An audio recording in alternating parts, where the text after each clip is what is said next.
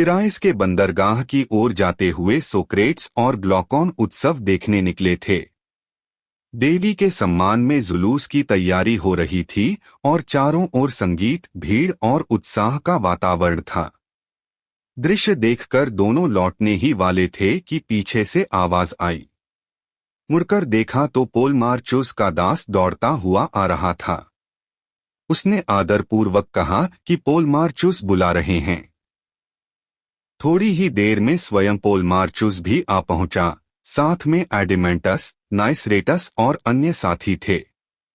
पोलमार्चुस ने मुस्कुराकर कहा कि इतनी जल्दी लौट जाना उचित नहीं, कुछ समय साथ बैठकर बातचीत करनी चाहिए।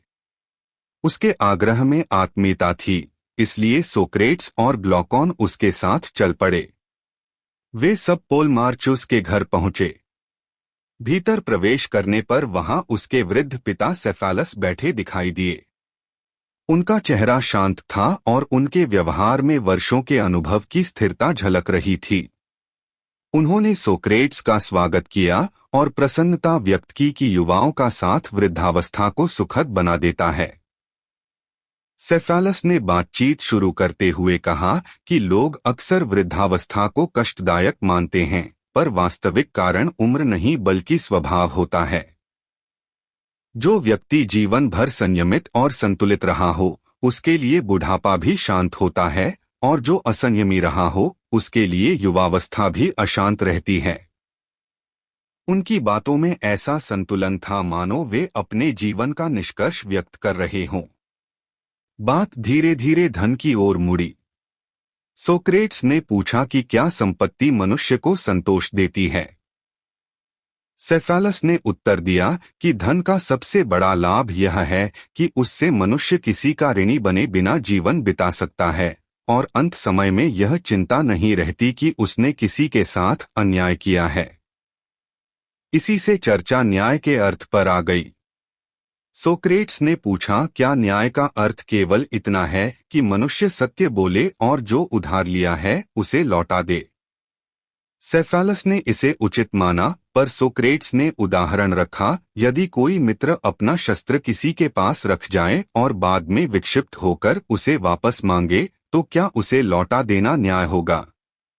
क्योंकि ऐसा करने से किसी को हानि हो सकती है। यह सुनकर सेफालस विचार में पड़ गए। उन्हें लगा कि न्याय का अर्थ इससे अधिक गहरा है। तभी वे यज्ञ के कार्य हेतु उठे और बोले कि आगे की चर्चा पोलमार्चुस संभाले। पोलमार्चुस ने कहा कि न्याय का अर्थ है मित्रों का भला करना और शत्रुओं को हानि पहुंचाना। उसने कवि साइमोनाइड्स का उल्लेख करते हुए अपनी बात रखी। सोक्रेट्स ने शांत स्वर में पूछा, क्या हम हमेशा सही पहचान पाते हैं कि कौन वास्तव में मित्र है और कौन शत्रु? यदि हम भूल से अच्छे व्यक्ति को शत्रु और बुरे को मित्र मान लें, तो यह नियम उल्टा परिणाम देगा। पोलमार्चुस ने अपनी बात में संशोधन करते हुए कहा कि मित्र वही है जो वास्तव में अच्छा हो और शत्रु वही जो बुरा हो। सोक्रेट्स ने फिर पूछा, क्या किसी को हानि पहुंचाना कभी न्याय हो सकता है? क्योंकि हानि पहुंचाने से मनुष्य और बुरा बनता है। यदि न्याय का उद्देश्य मनुष्य को बेहतर बनाना है, तो वह किसी को बुरा कैसे बना सकता है? इस तर्क से पोलमार्चुस निरुत्तर हो गया। उसे अनुभव हुआ कि उसकी परिभाषा टिक नहीं रही। तभी तक चुप बैठे थ्रेसिमकस अचानक आगे झुक आए। उनकी आंखों में चुनौती थी और स्वर में तीखापन। उन्होंने कहा कि यह सब तर्क वितर्क व्यर्थ हैं और कोई स्पष्ट उत्तर नहीं दे रहा। उन्होंने घोषणा की कि न्याय कुछ और नहीं बल्कि शक्तिशाली का हित है। हर राज्य में शासक अपने लाभ के अनुसार कानून बनाता है और वही कानून न्याय कहलाते हैं। जो उनका पालन करता है वही न्यायी है और जो विरोध करे वह अन्यायी। उनके शब्द सुनते ही कमरे में सन्नाटा छा गया। ग्लॉकॉन और एडिमेंटस ध्यान से उनकी ओर देखने लगे। यह कथन साहसिक भी था और चुनौतीपूर्ण भी। अब चर्चा साधारण बातचीत नहीं रही थी, वह सत्य की गंभीर खोज बन चुकी थी। सबको लग रहा था कि न्याय का वास्तविक अर्थ समझना आसान नहीं, क्योंकि यह केवल नियमों का विषय नहीं बल्कि मनुष्य की प्रकृति से जुड़ा प्रश्न है। थ्रेसिमकस की घोषणा के बाद कमरे में गहरा मौन छा गया। उसका कथन तीखा और आत्मविश्वास से भरा था। न्याय कुछ और नहीं बल्कि शक्तिशाली का हित है। उसने दृढ़ स्वर में कहा कि हर राज्य में शासक ही कानून बनाते हैं और वे कानून अपने लाभ के अनुसार बनाए जाते हैं। इसलिए जो व्यक्ति उन नियमों का पालन करता है वही न्यायी कहलाता है और जो उनका उल्लंघन करता है वही अन्यायी समझा जाता है। उसके अनुसार न्याय कोई नैतिक गुण नहीं बल्कि सत्ता का उपकरण है। सोक्रेट्स ने शांत भाव से उसकी ओर देखा और बिना उत्तेजना के पूछा, क्या शासक कभी गलती नहीं करते? थ्रेसिमकस ने उत्तर दिया कि शासक भी मनुष्य हैं, इसलिए उनसे भूल हो सकती है।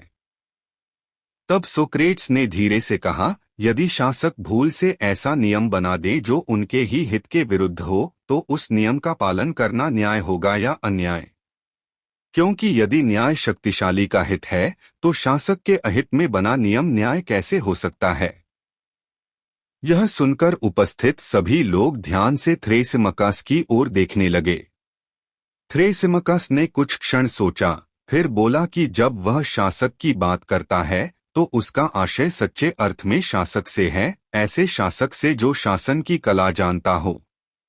उसके अनुसार सच्चा शासक गलती नहीं करता, जैसे सच्चा चिकित्सक रोगी को नुकसान नहीं पहुंचाता। यदि कोई गलती करे तो वह उस कला का दोष नहीं बल्कि उस व्यक्ति की अज्ञानता है। इस प्रकार उसने अपनी परिभाषा को संशोधित करते हुए कहा कि न्याय वही है जो सच्चे शासक के हित में हो। सोक्रेट्स ने उसकी बात स्वीकार करने के बजाय एक नया प्रश्न रखा। उसने कहा कि हर कला या विद्या का उद्देश्य उस व्यक्ति का लाभ नहीं होता जो उस कला का ज्ञाता है, बल्कि उसका लाभ उस पर निर्भर व्यक्ति को होता है। चिकित्सा का उद्देश्य रोगी का हित है, न कि चिकित्सक का। नौकायन का उद्देश्य यात्रियों की सुरक्षा है, न कि नाविक का। उसी प्रकार शासन की कला का उद्देश्य शासितों का हित होना चाहिए, न कि शासक का। यह सुनकर कुछ लोग सहमति में सिर हिलाने लगे। थ्रेसिमकस ने असंतोष से कहा कि वास्तविक जीवन में ऐसा नहीं होता। उसके अनुसार अन्यायी व्यक्ति न्यायी से अधिक लाभ उठाता है। छोटे स्तर पर अन्याय करने वाला पकड़ा जाता है और दंडित होता है, पर जो बड़े स्तर पर अन्याय करता है, जो राज्य पर अधिकार कर लेता है, वही शक्तिशाली कहलाता है और सम्मान भी पाता है। इसलिए उसके अनुसार अन्याय न्याय से अधिक लाभदायक है और बुद्धिमान व्यक्ति वही है जो अवसर मिलने पर अन्याय करने से न हिचके।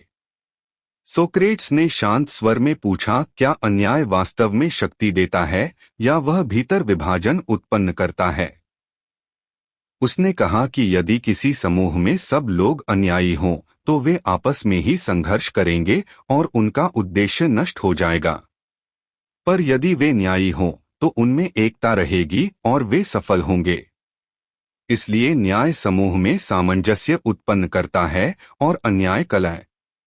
इसी प्रकार मनुष्य की आत्मा में भी न्याय संतुलन लाता है, जबकि अन्याय भीतर संघर्ष पैदा करता है।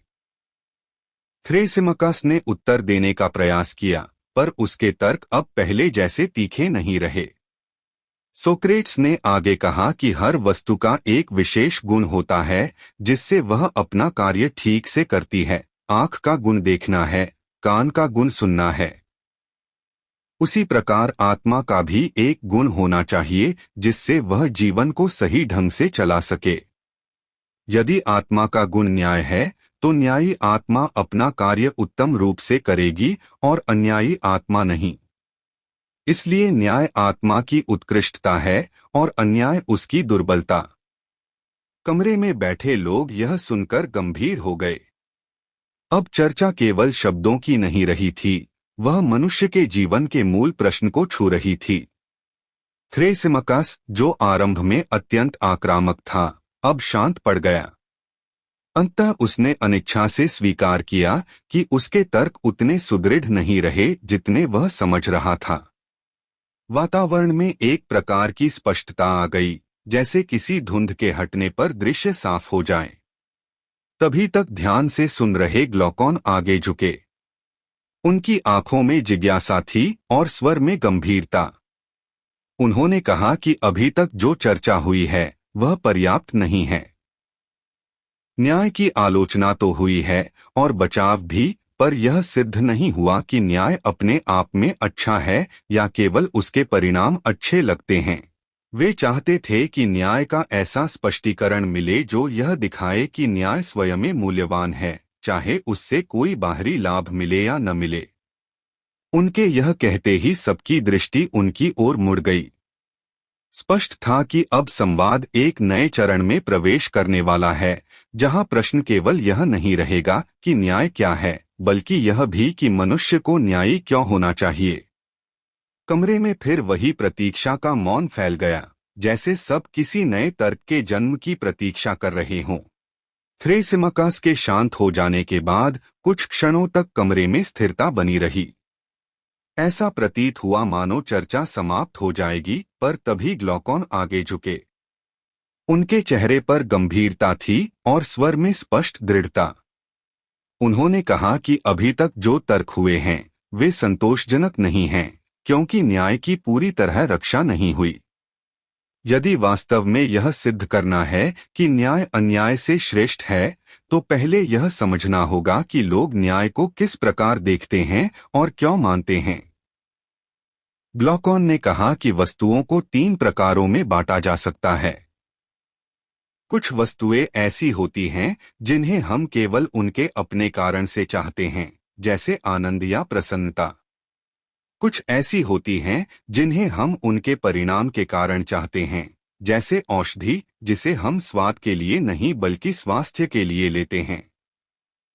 और कुछ ऐसी होती हैं जिन्हें हम दोनों कारणों से चाहते हैं, अपने आप में भी और परिणाम के लिए भी, जैसे ज्ञान। फिर उन्होंने प्रश्न उठाया कि न्याय इन तीनों में से किस श्रेणी में आता है।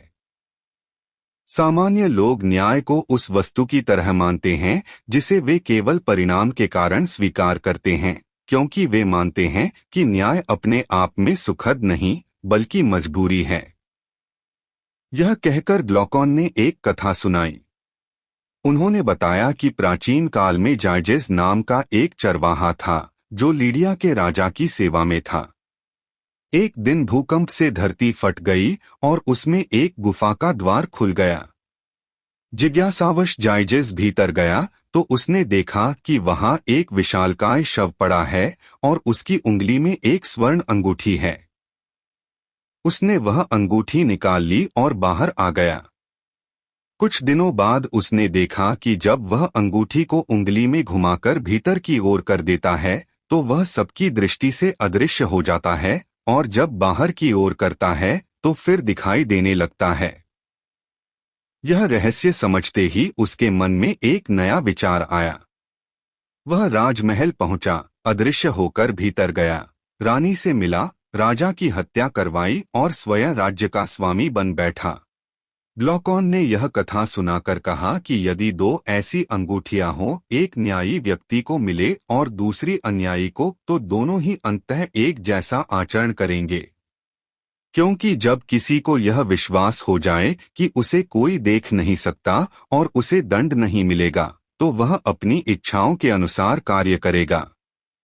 इससे यह प्रतीत होता है कि लोग न्याय इसलिए नहीं करते कि वे उसे अच्छा मानते हैं, बल्कि इसलिए करते हैं कि उन्हें दंड का भय होता है। उन्होंने आगे कहा कि यदि किसी व्यक्ति को पूरी स्वतंत्रता मिल जाए कि वह जो चाहे करे और उसे कोई रोकने वाला न हो, तो वह न्याय का पालन नहीं करेगा। इस प्रकार सामान्य लोगों की दृष्टि में न्याय कोई स्वाभाविक गुण नहीं, बल्कि समाज का बनाया हुआ नियम है, जिसे लोग केवल मजबूरी में स्वीकार करते हैं। उनके अनुसार मनुष्य स्वभाव से अन्याय की ओर झुकता है, परंतु जब सब लोग अन्याय करने लगते हैं और एक दूसरे को हानि पहुंचाते हैं, तब वे मिलकर नियम बनाते हैं ताकि सब सुरक्षित रह सकें। यही नियम बाद में न्याय कहलाते हैं। ग्लॉकॉन ने कहा कि न्याय का वास्तविक मूल्य तभी सिद्ध होगा जब यह दिखाया जाए कि न्याय अपने आप में अच्छा है, भले ही उससे कोई लाभ न मिले। इसके लिए उन्होंने एक कल्पना प्रस्तुत की। मान लो एक न्यायी व्यक्ति हो जिसे समाज अन्यायी समझे, और एक अन्यायी व्यक्ति हो जिसे सब न्यायी समझें। न्यायी व्यक्ति को अपमान, दंड और कष्ट मिले, जबकि अन्यायी व्यक्ति को सम्मान, प्रतिष्ठा और सुख मिले। तब भी यदि यह सिद्ध हो सके कि न्यायी व्यक्ति का जीवन बेहतर है, तभी यह कहा जा सकता है कि न्याय वास्तव में श्रेष्ठ है। उनके शब्द सुनकर वातावरण गंभीर हो गया। यह चुनौती साधारण नहीं थी, क्योंकि अब प्रश्न केवल परिभाषा का नहीं रहा था, बल्कि मनुष्य के जीवन के अंतिम मूल्य का हो गया था। सबकी दृष्टि अब सोक्रेट्स की ओर थी, क्योंकि यह स्पष्ट था कि इस गहरी चुनौती का उत्तर देना आसान नहीं होगा। ग्लॉकॉन के बाद एडेमेंटस भी बोले। उन्होंने कहा कि समाज में लोग न्याय की प्रशंसा करते हैं, पर वास्तव में वे उसके फल की प्रशंसा करते हैं, न कि स्वयं न्याय की। माता पिता अपने बच्चों को न्यायी बनने की सलाह इसलिए देते हैं कि उन्हें सम्मान और प्रतिष्ठा मिले। कवि और कथाएं भी न्यायी व्यक्ति को इसलिए महान बताती हैं कि उसे पुरस्कार मिलता है। यदि इन बाहरी लाभों को हटा दिया जाए तो कोई न्याय की प्रशंसा नहीं करेगा। इसलिए आवश्यक है कि यह सिद्ध किया जाए कि न्याय अपने आप में ही आत्मा के लिए श्रेष्ठ है। अब कमरे में गहरा मौन छा गया।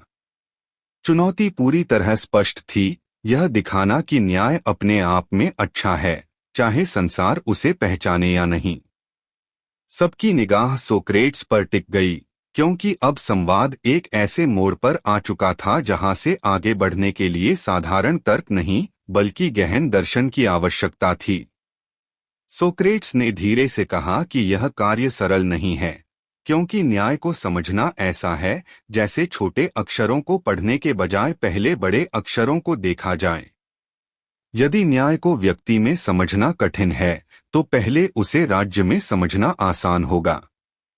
इस प्रकार उन्होंने प्रस्ताव रखा कि पहले एक आदर्श राज्य की कल्पना की जाए और उसमें न्याय को खोजा जाए, फिर उसी आधार पर व्यक्ति की आत्मा में न्याय को समझा जाएगा।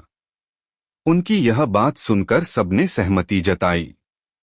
अब चर्चा एक नई दिशा में बढ़ने वाली थी, राज्य की उत्पत्ति, उसकी संरचना और उसके गुणों की खोज की ओर। यह स्पष्ट हो गया कि न्याय को समझने की यात्रा अभी प्रारंभ ही हुई है और आगे विचारों का विस्तार और भी गहरा होगा।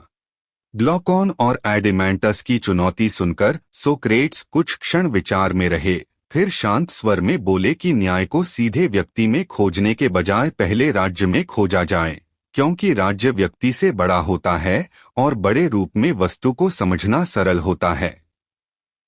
यदि राज्य में न्याय का स्वरूप स्पष्ट हो जाए, तो उसी के आधार पर व्यक्ति की आत्मा में न्याय को समझना आसान होगा। सबने इस प्रस्ताव को स्वीकार किया और चर्चा राज्य की उत्पत्ति से आरंभ हुई। सोक्रेट्स ने कहा कि राज्य की उत्पत्ति मनुष्य की आवश्यकताओं से होती है। कोई भी व्यक्ति अपनी सभी आवश्यकताएं स्वयं पूरी नहीं कर सकता, उसे भोजन, वस्त्र, निवास और अनेक वस्तुओं की आवश्यकता होती है। चूंकि एक व्यक्ति सब कार्य अकेले नहीं कर सकता, इसलिए लोग एक साथ मिलकर रहते हैं और एक दूसरे की सहायता करते हैं। इसी सहयोग से राज्य का जन्म होता है। राज्य इस कारण बनता है कि मनुष्य आत्मनिर्भर नहीं है और उसे दूसरों की आवश्यकता पड़ती है। उन्होंने आगे कहा कि राज्य की मूल आवश्यकताओं में किसान, कारीगर, बुनकर और निर्माता जैसे लोग होंगे, क्योंकि ये सभी जीवन के आधारभूत कार्य करते हैं। प्रत्येक व्यक्ति वही काम करेगा जिसके लिए वह स्वभाव से उपयुक्त है।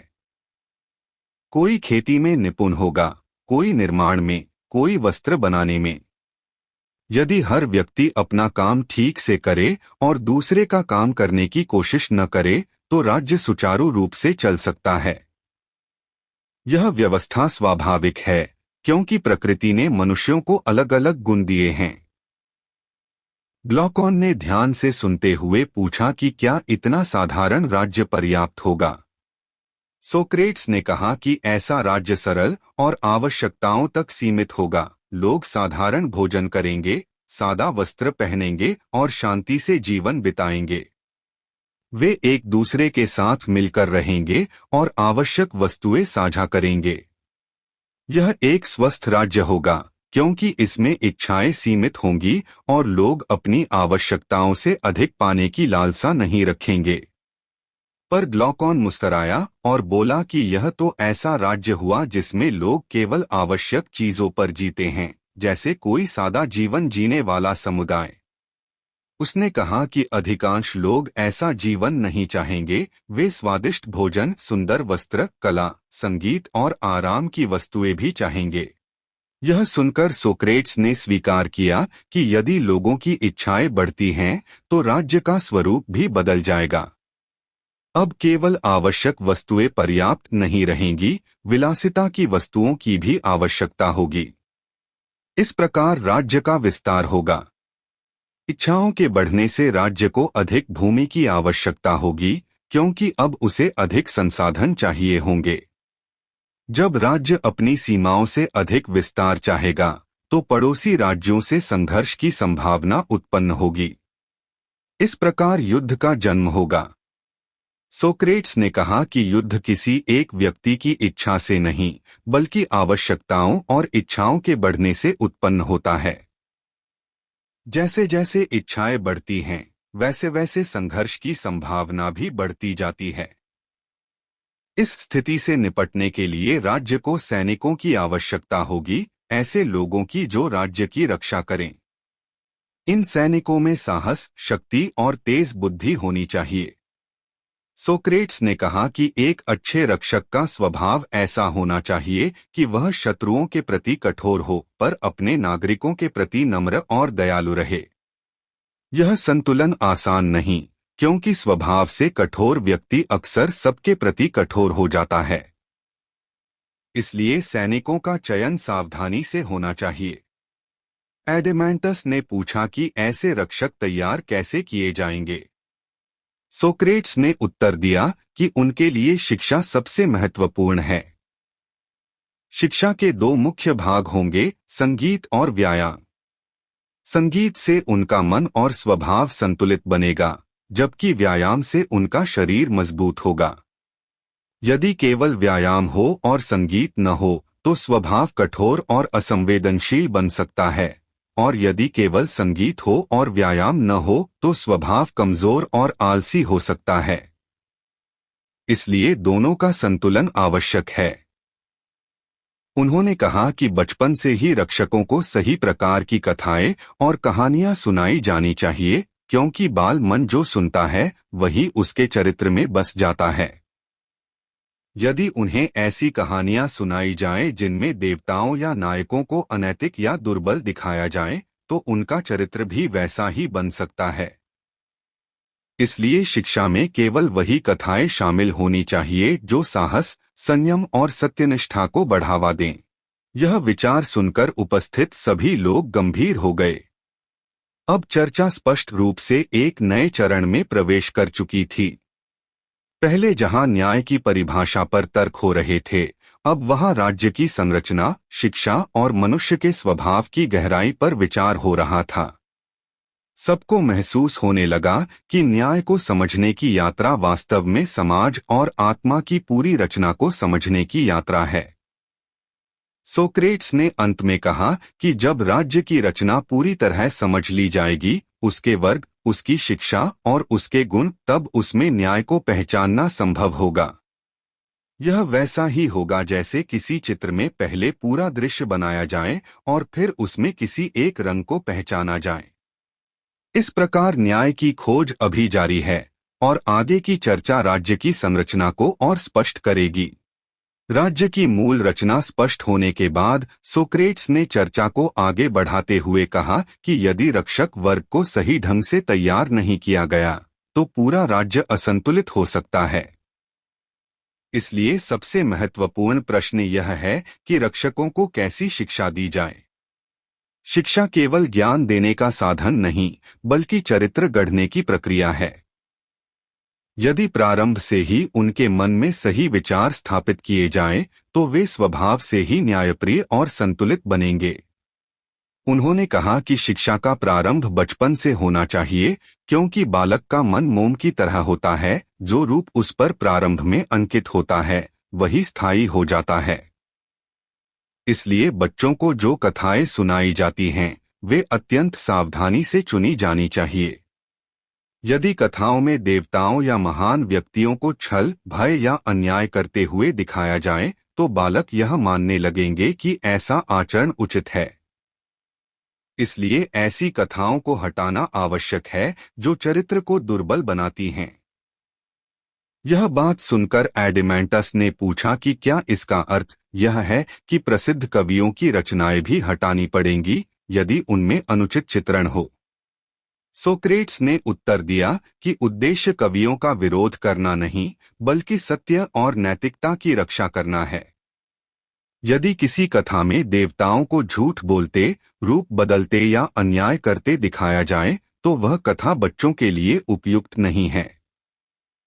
क्योंकि देवता यदि पूर्ण और श्रेष्ठ माने जाते हैं, तो उन्हें सदैव सत्यनिष्ठ और न्यायपूर्ण ही दिखाया जाना चाहिए।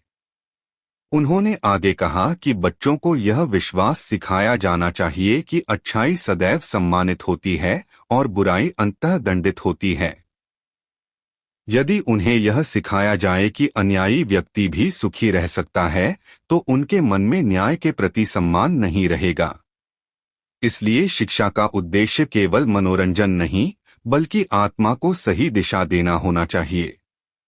इसके बाद चर्चा संगीत और काव्य के प्रभाव पर आई। सोक्रेट्स ने बताया कि संगीत केवल ध्वनि का संयोजन नहीं, बल्कि आत्मा को आकार देने वाला तत्व है। सही लय और सही स्वर मन में संतुलन उत्पन्न करते हैं, जबकि अव्यवस्थित संगीत स्वभाव को अस्थिर बना सकता है। इसलिए राज्य में वही संगीत और काव्य स्वीकार किए जाएंगे जो साहस, संयम और संतुलन को प्रोत्साहित करें। अत्यधिक विलासी या शोकपूर्ण धुनें रक्षकों के लिए उपयुक्त नहीं होंगी, क्योंकि उनका उद्देश्य मन को दुर्बल बनाना नहीं बल्कि दृढ़ बनाना है। ग्लॉकॉन ने सहमति जताई और कहा कि इसका अर्थ है कि शिक्षा केवल शब्दों से नहीं, ध्वनियों और लयों से भी दी जाती है।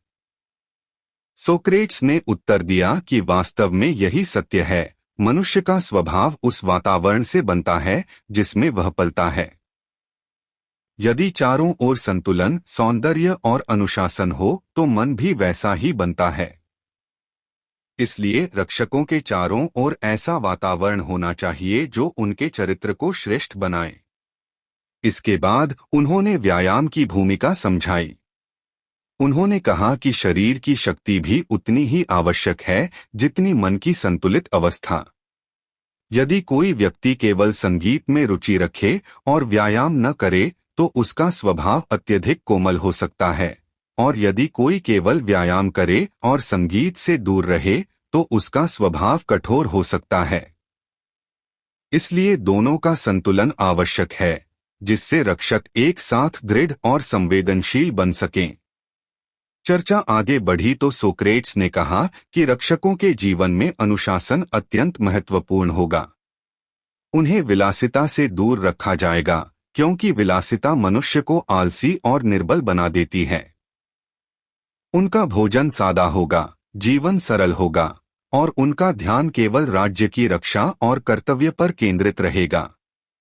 यदि रक्षक स्वयं भोगविलास में डूब जाए, तो वे राज्य की रक्षा के योग्य नहीं रहेंगे।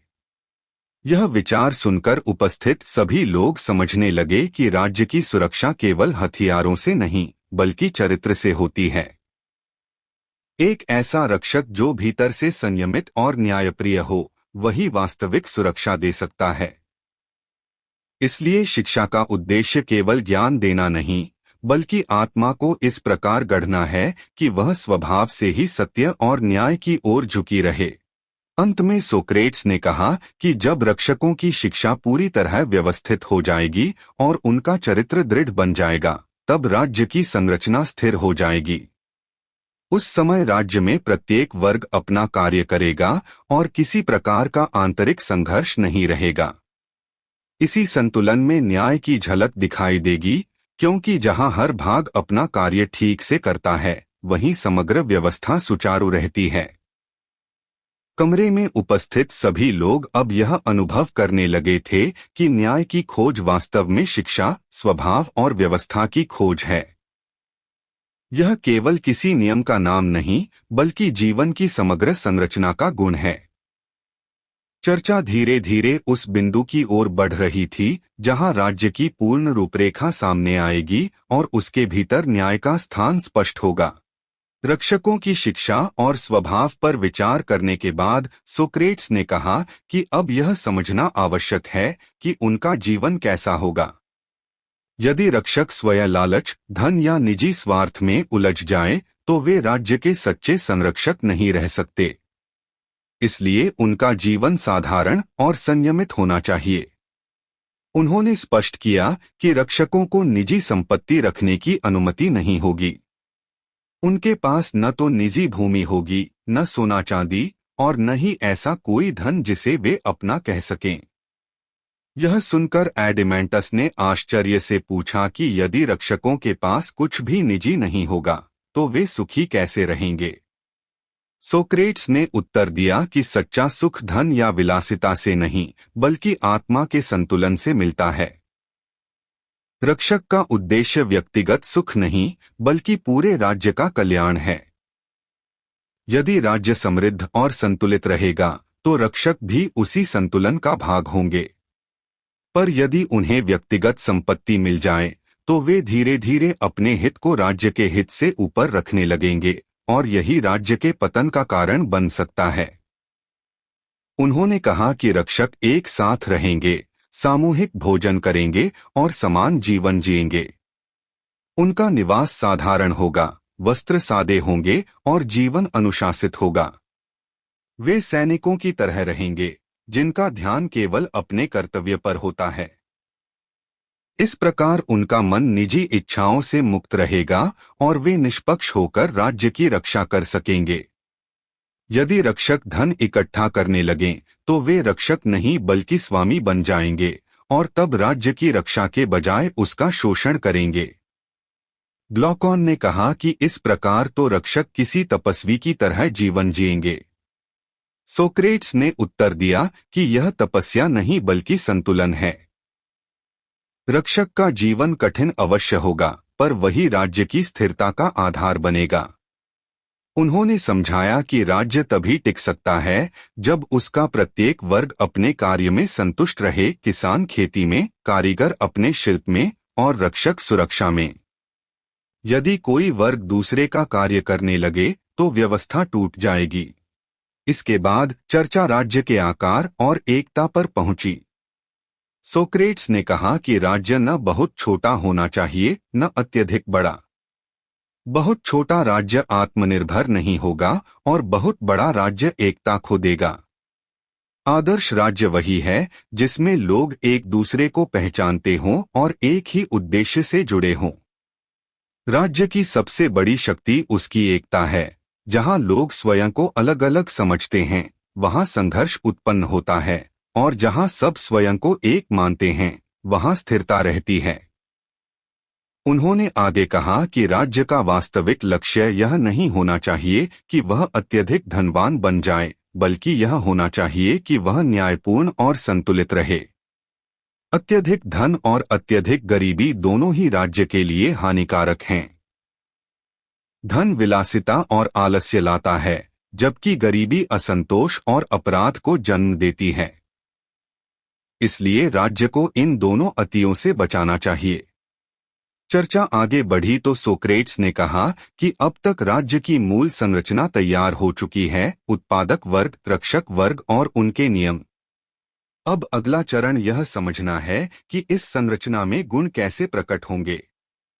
उन्होंने बताया कि किसी भी आदर्श राज्य में 4 मुख्य गुण होते हैं: ज्ञान, साहस, संयम और न्याय। इनमें से प्रत्येक गुण राज्य के अलग अलग भाग में दिखाई देगा।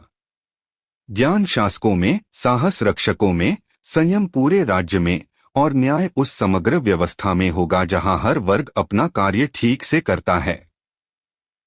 यह सुनकर उपस्थित सभी लोग ध्यान से सुनने लगे, क्योंकि अब चर्चा उस बिंदु पर पहुंच चुकी थी जहां न्याय का वास्तविक स्वरूप प्रकट होने वाला था। सोक्रेट्स ने कहा कि जब राज्य के सभी भाग अपने अपने कार्य में लगे रहते हैं और एक दूसरे के काम में हस्तक्षेप नहीं करते, तभी न्याय उत्पन्न होता है। न्याय कोई बाहरी नियम नहीं, बल्कि व्यवस्था की वह स्थिति है जिसमें प्रत्येक भाग अपनी प्रकृति के अनुसार कार्य करता है। कमरे में एक शांत गंभीरता फैल गई। अब सबको अनुभव हो रहा था कि न्याय का अर्थ धीरे धीरे स्पष्ट हो रहा है। यह केवल किसी नियम का पालन नहीं, बल्कि जीवन की सामंजस्यपूर्ण स्थिति है। जब आत्मा और समाज दोनों संतुलन में होते हैं, तभी न्याय प्रकट होता है। सोक्रेट्स ने अंत में कहा कि अब जबकि राज्य में न्याय की झलक दिखाई देने लगी है, अगला चरण यह देखना होगा कि यही सिद्धांत मनुष्य की आत्मा पर कैसे लागू होता है। क्योंकि राज्य और व्यक्ति अलग अलग नहीं, बल्कि एक ही संरचना के दो रूप हैं। यदि राज्य में न्याय का स्वरूप समझ लिया जाए, तो उसी आधार पर व्यक्ति के भीतर भी न्याय को पहचाना जा सकता है। राज्य में न्याय का स्वरूप स्पष्ट करने के बाद सोक्रेट्स ने कहा कि अब उसी सिद्धांत को मनुष्य की आत्मा पर लागू करना चाहिए। यदि राज्य और व्यक्ति एक ही सिद्धांत पर आधारित हैं, तो जो व्यवस्था राज्य में दिखाई देती है, वही किसी न किसी रूप में आत्मा के भीतर भी अवश्य होगी। इस विचार को समझने के लिए पहले यह जानना आवश्यक है कि आत्मा की प्रकृति क्या है और उसके कितने भाग हैं। उन्होंने कहा कि मनुष्य के भीतर कभी कभी ऐसा होता है कि वह एक ही समय में दो विपरीत इच्छाएं अनुभव करता है, जैसे कोई व्यक्ति प्यासा हो पर फिर भी पीने से स्वयं को रोक ले। यदि आत्मा एक ही होती तो उसमें एक साथ विरोधी इच्छाएं उत्पन्न नहीं होती। इससे स्पष्ट होता है कि आत्मा में अनेक भाग हैं जो अलग अलग दिशाओं में प्रेरित करते हैं। इस आधार पर उन्होंने आत्मा को तीन भागों में विभाजित किया। पहला भाग है बुद्धि का, वह भाग जो सोचता है, निर्णय करता है और सत्य की खोज करता है। दूसरा भाग है उत्साह या साहस का, जो क्रोध, सम्मान की भावना और संघर्ष की शक्ति देता है। तीसरा भाग है इच्छाओं का, जो भोजन, धन, सुख और भौतिक वस्तुओं की ओर आकर्षित करता है। इन तीनों भागों का अस्तित्व हर व्यक्ति में होता है, पर उनका संतुलन अलग अलग हो सकता है। ग्लॉकॉन ने सहमति जताई और कहा कि यह विभाजन अनुभव से भी स्पष्ट होता है, क्योंकि कभी कभी मनुष्य जानता है कि कोई कार्य गलत है, फिर भी इच्छा उसे करने को प्रेरित करती है, और कभी उसका उत्साह उसे जोखिम उठाने को प्रेरित करता है, भले ही बुद्धि उसे रोकना चाहती हो।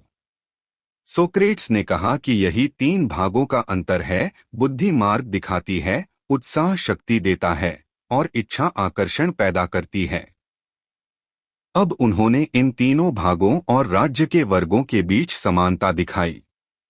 जिस प्रकार राज्य में शासक वर्ग बुद्धिमान होता है, उसी प्रकार आत्मा में बुद्धि का भाग नेतृत्व करता है।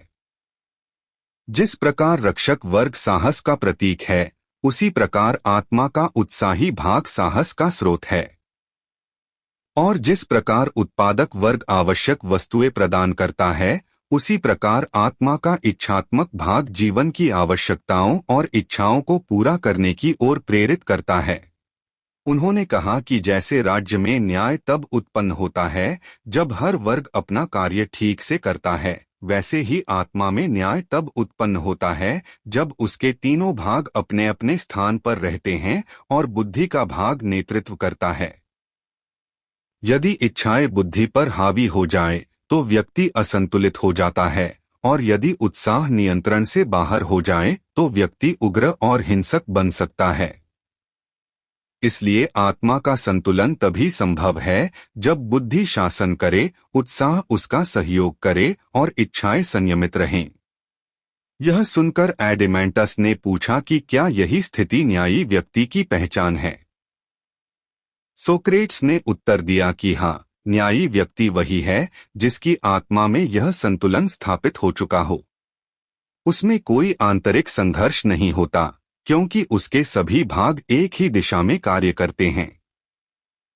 अन्यायी व्यक्ति इसके विपरीत होता है, उसके भीतर संघर्ष होता है, क्योंकि उसकी इच्छाएं और भावनाएं बुद्धि के विरुद्ध चलती हैं।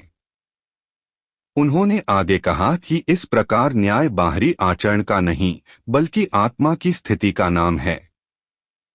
जब आत्मा व्यवस्थित होती है, तब व्यक्ति के कर्म भी स्वाभाविक रूप से न्यायपूर्ण होते हैं।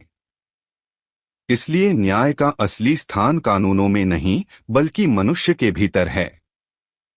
कानून केवल बाहरी नियंत्रण हैं, पर वास्तविक संतुलन भीतर से आता है। कमरे में बैठे सभी लोग अब इस विचार की गहराई को अनुभव करने लगे।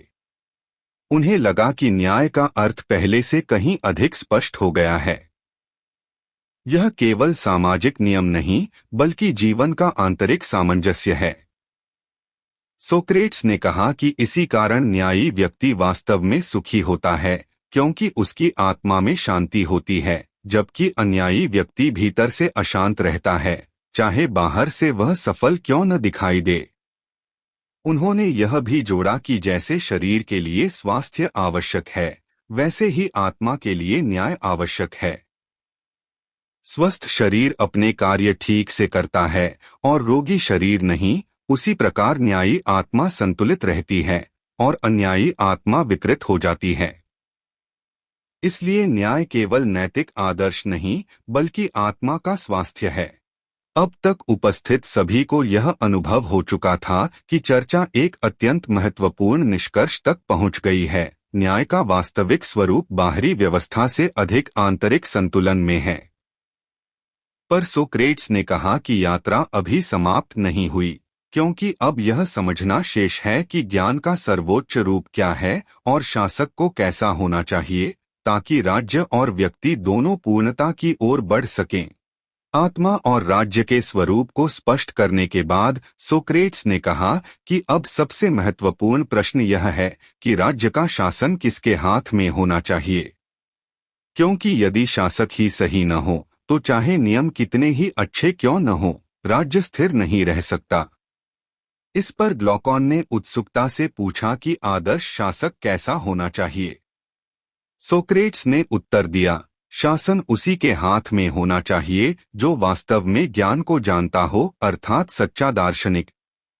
उन्होंने समझाया कि अधिकांश लोग दृश्य वस्तुओं से संतुष्ट हो जाते हैं। वे सुंदर वस्तुओं को देखते हैं, पर सुंदरता के सत्य को नहीं समझते। वे न्यायपूर्ण कर्म देखते हैं, पर न्याय के वास्तविक स्वरूप को नहीं जानते। पर दार्शनिक वह होता है जो केवल वस्तुओं को नहीं, बल्कि उनके शाश्वत सत्य को जानना चाहता है। वह केवल यह नहीं देखता कि क्या दिखाई दे रहा है, बल्कि यह समझना चाहता है कि वास्तव में क्या है। एडिमेंटस ने पूछा कि यदि दार्शनिक इतने महान हैं, तो समाज में लोग उन्हें व्यर्थ या अजीब क्यों समझते हैं। सोक्रेट्स ने कहा कि इसका कारण समाज की व्यवस्था है। जैसे यदि जहाज का मालिक अज्ञानी हो और नाविक झगड़ालू हो, तो सच्चा कुशल नाविक उपेक्षित रह जाएगा और लोग उसे निकम्मा समझेंगे। उसी प्रकार जब राज्य में लोग ज्ञान का मूल्य नहीं समझते, तो सच्चा दार्शनिक महत्वहीन प्रतीत होता है। दोष दार्शनिक का नहीं, बल्कि समाज की दृष्टि का होता है। उन्होंने आगे कहा कि सच्चा दार्शनिक वह है जो सत्य से प्रेम करता है, न कि केवल प्रसिद्धि या लाभ से।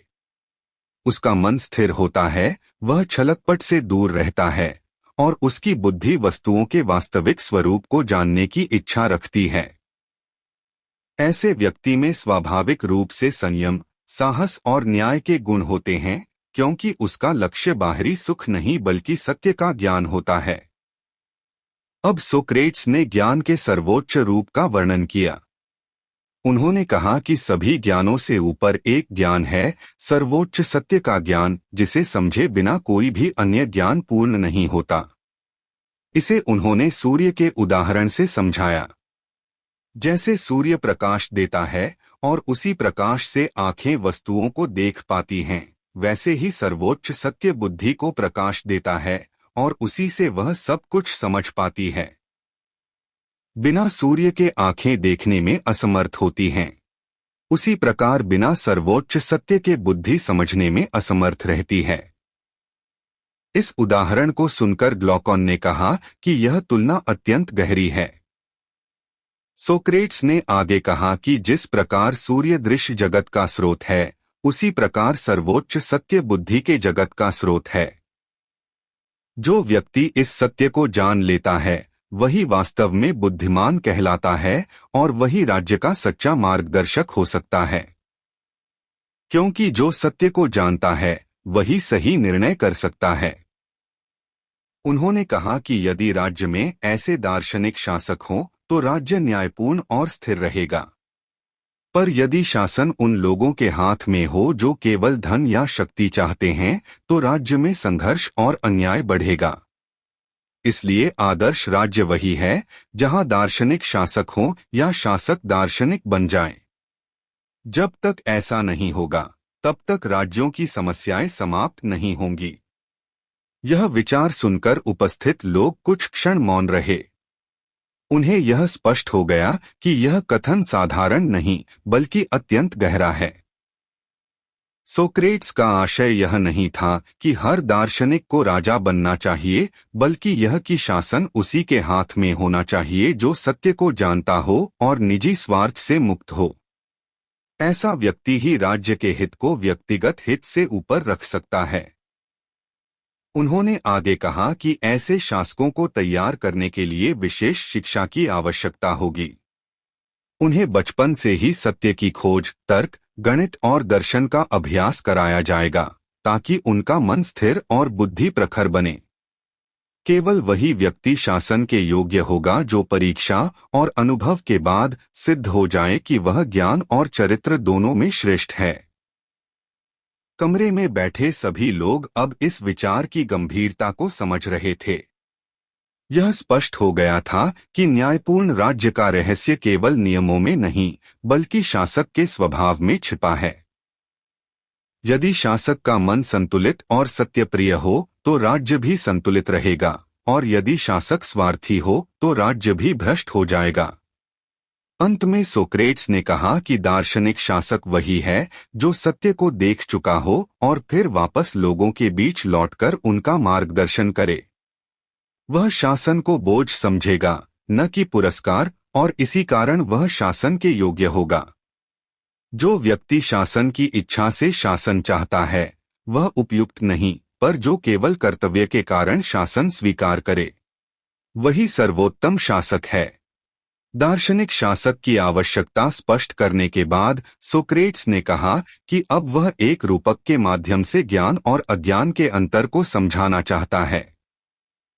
उन्होंने ग्लॉकॉन से कहा कि एक गुफा की कल्पना करो, जिसके भीतर कुछ लोग बचपन से जंजीरों में बंधे हुए बैठे हैं। वे इस प्रकार बंधे हैं कि वे केवल सामने की दीवार देख सकते हैं। वे न अपने पीछे देख सकते हैं, न एक दूसरे को। उनके पीछे आग जल रही है, और आग तथा उनके बीच एक ऊंचा रास्ता है, जिस पर लोग विभिन्न वस्तुएं लेकर चलते रहते हैं। उन बंधे हुए लोगों के सामने दीवार पर उन वस्तुओं की छायाएं पड़ती रहती हैं। चूंकि उन्होंने जीवन भर केवल वही छायाएं देखी हैं, इसलिए वे उन्हीं को वास्तविक वस्तु मानते हैं। यदि उनमें से कोई आवाज सुनता है, तो वह समझता है कि आवाज भी उसी छाया से आ रही है। उनके लिए वही छाया संसार का सत्य है, क्योंकि उन्होंने कभी वास्तविक वस्तुएं देखी ही नहीं। अब सोक्रेट्स ने कहा, कल्पना करो कि उनमें से एक व्यक्ति को मुक्त कर दिया जाए। पहले तो उसकी आंखें चकाचौंध से भर जाएंगी, क्योंकि वह पहली बार प्रकाश देखेगा। उसे कठिनाई होगी यह स्वीकार करने में कि अब तक जो कुछ उसने देखा था, वह वास्तविक नहीं बल्कि केवल छाया थी। यदि उसे जबरन बाहर ले जाया जाए और सूर्य के प्रकाश में खड़ा किया जाए, तो वह पहले कुछ भी नहीं देख पाएगा। धीरे धीरे उसकी दृष्टि अभ्यस्त होगी और तब वह वास्तविक वस्तुओं को देख सकेगा। जब वह सूर्य को देखेगा, तब उसे समझ आएगा कि वही प्रकाश का स्रोत है और उसी के कारण सब कुछ दिखाई देता है। तब उसे यह भी ज्ञात होगा कि गुफा के भीतर जो छायाएं वह देखता था वे वास्तविकता का केवल भ्रम थीं। इस सत्य को जान लेने के बाद यदि वह फिर गुफा में लौटे और अपने साथियों को बताए कि वे जो देख रहे हैं वह वास्तविक नहीं है, तो वे उसकी बात पर विश्वास नहीं करेंगे। वे सोचेंगे कि बाहर जाकर उसकी दृष्टि खराब हो गई है, और यदि वह उन्हें मुक्त करने की कोशिश करे तो वे शायद उसका विरोध भी करें। सोक्रेट्स ने समझाया कि यह रूपक मनुष्य की स्थिति का चित्रण है। गुफा अज्ञान का प्रतीक है, छायाएं इंद्रियों से दिखाई देने वाली वस्तुओं का प्रतीक हैं, और बाहर का संसार ज्ञान और सत्य का प्रतीक है। जो व्यक्ति केवल इंद्रियों से दिखाई देने वाली चीजों को ही सत्य मानता है वह उसी गुफा के बंदी की तरह है। पर जो व्यक्ति बुद्धि से सत्य को समझता है वह गुफा से बाहर निकल चुका है। उन्होंने कहा कि सूर्य उस सर्वोच्च सत्य का प्रतीक है जिसे जान लेने के बाद मनुष्य वास्तविक ज्ञान प्राप्त करता है। यही वह ज्ञान है जो दार्शनिक को दूसरों से अलग बनाता है। दार्शनिक वह है जिसने सत्य को देखा है और फिर भी लोगों के बीच लौटकर उनका मार्गदर्शन करता है। उसका उद्देश्य केवल स्वयं जानना नहीं बल्कि दूसरों को भी अज्ञान से मुक्त करना है। ग्लॉकॉन ने कहा कि यह रूपक अत्यंत प्रभावशाली है क्योंकि यह दिखाता है कि लोग अक्सर भ्रम को ही सत्य समझ लेते हैं। सोक्रेट्स ने उत्तर दिया कि यही कारण है कि शिक्षा का वास्तविक उद्देश्य केवल जानकारी देना नहीं बल्कि आत्मा को उस दिशा में मोड़ना है जहां सत्य दिखाई दे।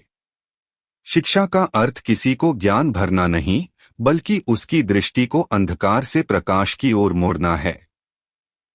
उन्होंने आगे कहा कि जो व्यक्ति सत्य को देख चुका है उसे राज्य का शासन संभालना चाहिए, भले ही वह स्वयं ऐसा न चाहे, क्योंकि वही व्यक्ति सही और गलत का वास्तविक अंतर जानता है। यदि शासन ऐसे लोगों के हाथ में रहे जो केवल छायाओं को सत्य मानते हैं तो राज्य भी भ्रम में ही जीता रहेगा।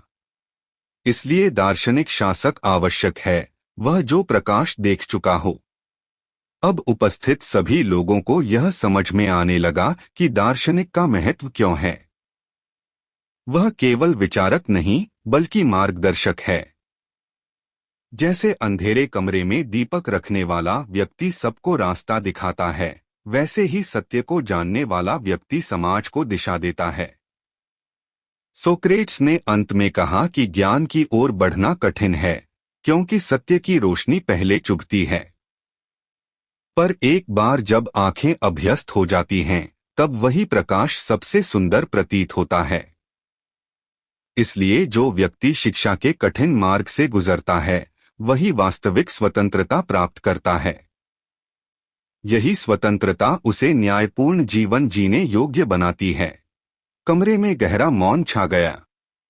रूपक इतना स्पष्ट और गहरा था कि सभी उसके अर्थ में डूब गए। उन्हें लगा जैसे अभी अभी किसी ने अंधकार में दीप जला दिया हो। अब यह स्पष्ट था कि न्याय, ज्ञान और शासन तीनों एक ही सत्य की ओर संकेत करते हैं। गुफा के रूपक के बाद चर्चा एक नए मोड़ पर पहुंची। अब सोक्रेट्स ने कहा कि आदर्श राज्य का स्वरूप तो स्पष्ट हो चुका है, पर यह भी समझना आवश्यक है कि वास्तविक संसार में राज्य किस प्रकार बदलते और पतित होते हैं। क्योंकि जब तक यह न समझा जाए कि बुरे राज्य कैसे बनते हैं, तब तक अच्छे राज्य का महत्व पूरी तरह स्पष्ट नहीं हो सकता। उन्होंने कहा कि आदर्श राज्य, जहां ज्ञानवान शासक शासन करते हैं, सबसे श्रेष्ठ रूप है। पर जब उसमें संतुलन बिगड़ता है, तब उसका पतन आरंभ होता है। सबसे पहले वह राज्य टाइमोक्रेसी में बदलता है, ऐसा राज्य जहां सम्मान और शक्ति को ज्ञान से अधिक महत्व दिया जाता है। इस प्रकार के राज्य में साहस तो होता है, पर बुद्धि का संतुलन नहीं रहता। लोग युद्ध और विजय को सर्वोच्च मानने लगते हैं। इसके बाद सोक्रेट्स ने बताया कि टाइमोक्रेसी धीरे धीरे ओलिगार्की में बदलती है। यह वह अवस्था है जहां धनवान लोग शासन करने लगते हैं और राज्य का उद्देश्य धन बढ़ाना बन जाता है। यहां समाज दो भागों में बंट जाता है, अत्यंत धनी और अत्यंत गरीब। धनवान शासन करते हैं और गरीब उपेक्षित रहते हैं। इस असमानता से राज्य के भीतर ही संघर्ष उत्पन्न होता है, क्योंकि जहां धन ही सम्मान का आधार बन जाए, वहां सद्गुणों का मूल्य घट जाता है। अगला चरण है डेमोक्रेसी। सोक्रेट्स ने कहा कि जब गरीब लोग असंतोष से भर जाते हैं तो वे धनवानों के विरुद्ध विद्रोह करते हैं और सत्ता अपने हाथ में ले लेते हैं। इस प्रकार लोकतंत्र जन्म लेता है। इस राज्य में स्वतंत्रता सबसे बड़ा मूल्य बन जाती है। हर व्यक्ति अपनी इच्छा के अनुसार जीवन जीना चाहता है और किसी प्रकार का नियंत्रण उसे पसंद नहीं होता। यह अवस्था देखने में आकर्षक लगती है, क्योंकि सबको समान अधिकार मिलते हैं, पर धीरे धीरे अनुशासन समाप्त होने लगता है। उन्होंने समझाया कि जब स्वतंत्रता सीमा से अधिक बढ़ जाती है तो वह अव्यवस्था में बदल जाती है। लोग नियमों का सम्मान करना छोड़ देते हैं, शिक्षक विद्यार्थियों से डरने लगते हैं और शासक जनता को प्रसन्न रखने के लिए नियमों को ढीला कर देते हैं। इस प्रकार लोकतंत्र का संतुलन बिगड़ता है और अंततः वही स्थिति उत्पन्न होती है जिससे सबसे खराब शासन जन्म लेता है। अंतिम और सबसे निम्न अवस्था है टिरनी।